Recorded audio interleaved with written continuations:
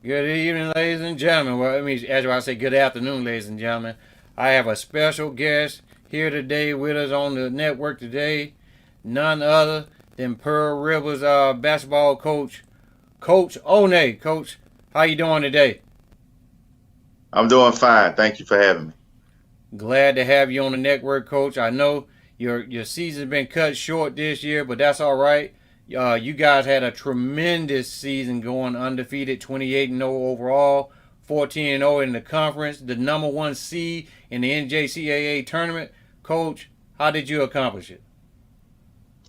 Well, good players. you know, uh, a lot of people, have asked me that question, but I guess I can say that I can attribute a lot of it, to these young men had a tremendous focus, from start to finish, which is not always easy, especially, in today's time, when they have so many other outside influences, pulling at them, but we all set out to give our best effort and try to win them all and which is the goal every year, I guess you can Yes, say, sir. but for some reason this year we were able to accomplish it.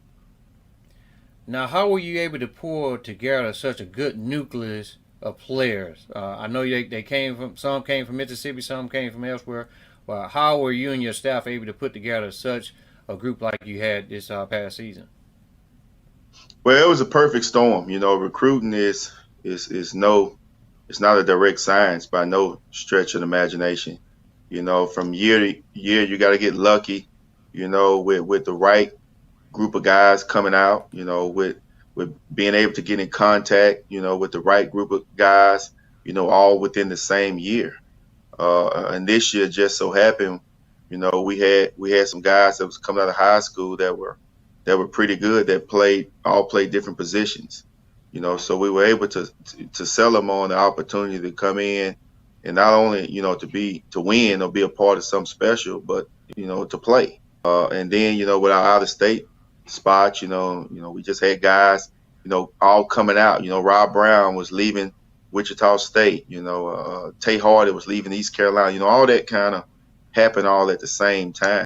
Which is great. But it's definitely something that doesn't happen every year. Well, Coach, I can definitely tell you, watching you guys, I think I featured a couple of those guys before they came to start playing with you when they were actually getting ready to graduate high school. I can tell you this: you guys were coming into the tournament as the number one overall seed. And a lot of people, a lot of sports commentators out there were picking you guys to actually win it all. It would definitely been the perfect season. And go ahead and if you can, just elaborate a little bit on some of the guys that are moving on, going to higher divisions. Yeah, well, some of those guys I just named, Rob Brown, he just, he signed with Tulsa, but because of some logistics, with the classes that he had from Wichita State, transferring in, and it just didn't match. So he ended up signing with New Mexico just a few days ago. So which was a good get for New Mexico and also good for Rob Brown. It shows that he was able to not only secure one scholarship offer but multiple scholarship offers. Isaiah Moore is a kid that we got from College of Charleston. He came in and he was good. He signed with St. John in the early signing period. Tay Hardy, which was, from the beginning of the year, the first pickup game we played, I told some people that I thought he had a chance to be one of the best guards that I've coached since I've been here. And he proved me right. I guess he was first team All American. And he had some people, a lot of people trying to recruit him, but Jay Ladner at Southern Miss was able to steal him away from all of those guys, which is good for not only the program, but good for Tay Hardy, but also good because I get a chance to go watch him play the next 2 years because he and I had became very close.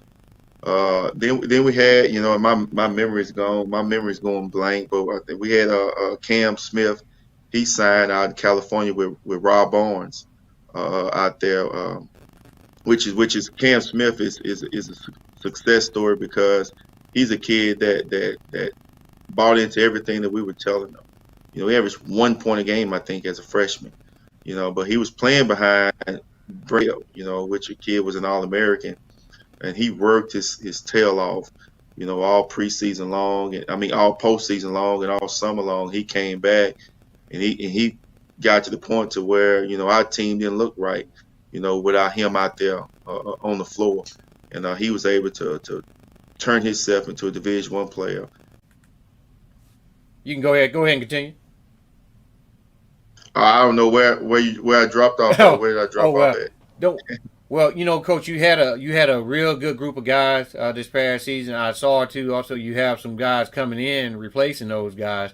Can you elaborate just a little bit on some of the recruits you were able to get? You know, I honestly, you know, feel this way, and lately the last 2 years can bold predict like, but this year's in-state class is has a chance to be the best class that we've ever signed with in-state, and I mean it was one of those things. It was another year where we had a lot of guys coming out that we really liked, and they really liked us. We signed D. Wash. We was able to get him, late kid from Canton. You know, when he's a kid that when I saw play in high school, I was amazed. You know how talented he was as a basketball player. We was able to sign Cam Brown out of Hattiesburg. You know, which was this year's dandy dozen. All right, go ahead, Coach. About the All recruits. right, then we signed the big fella over in Tupelo, old Josh, which is 6'8". He was a dandy dozen. Also, a kid that's long, athletic, can run, and his his ceiling is nowhere close to being able to be seen. I think he has a very very high ceiling. I think he has a chance, to be a special player here. Then we was able to get Joe Cooper. He sit out here. Another kid that was a day and a dozen, which is a fabulous point guard. I mean, when he was working out with us, I mean, he was getting guys shots that they weren't getting, during the season. So I think all those guys are really looking forward, to playing with Joe, because he's going to make the game, a lot easier, for a lot of those guys. Well, Coach, of course, we know the pandemic is pretty strong and it's hard at the sports world. What have you been able to be able to talk with the guys that you got coming back on your roster? How you guys been able to communicate? Are the guys how their spirits? Are they're ready for the season to start training and stuff of that nature? What basically just tell us what you guys have been doing. Well, this technology is phenomenal nowadays. You can be across the state and feel like he's right next to you, with being able to communicate with him. But now those kids, kids are resilient. I think it's Right. it's us grown folks that are more worried and more chomped at the bits. We're trying to be careful with everything. These kids, they're calling, they're ready to come to summer school. They're ready to get to working out. And doing things. Where I'm saying no, let's slow down a little bit, kind of make sure everything's safe. But they understand that we got a really really talented group coming in. The guys the holdovers from last year that's coming back. They wanna get it back going. And kind of see if we can get it back to where we were last year, and hopefully this year be able to go out to Kansas and show people that that this program is one that's going to be reckoned with for years to come. So I'm excited, with the opportunity of hopefully coaching these kids. I'm just hoping that the governor, and the president and whoever else is involved, give us the okay and make sure everything's safe. Yeah, that's good. And now it's going to be a lot. It's a lot of teams in you guys' conference. They're going to be coming at you guys. You guys going to have the bullseye on your back. But hey, I know you guys you'll have those guys ready and up to the task with anybody that gets on that hardwood with you guys. Uh, just before I let you go, Coach, can you tell some of the young kids that may be coming up that possibly want to play at the next level, whether it be JUCO or a higher division?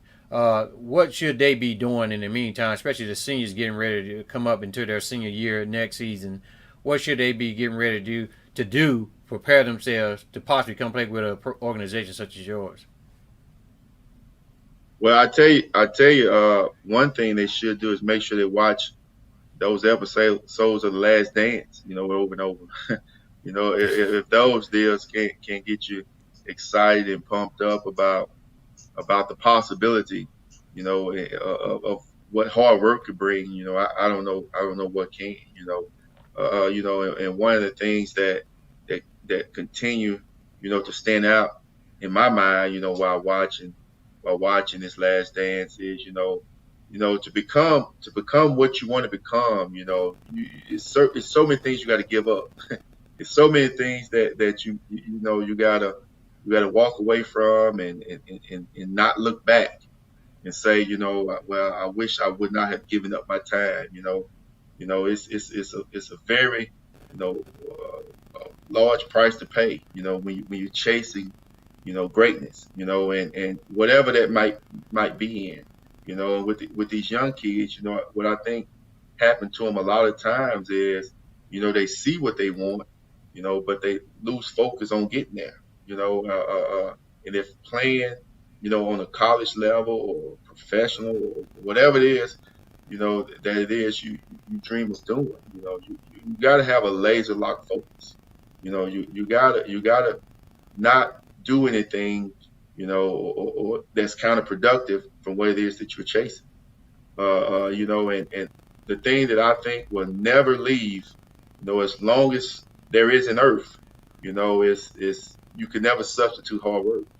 Never If substitute. it's Yeah. something that you want out of life, you can't be, sidetracked, from putting in the work, to achieve what it is that it is you're chasing.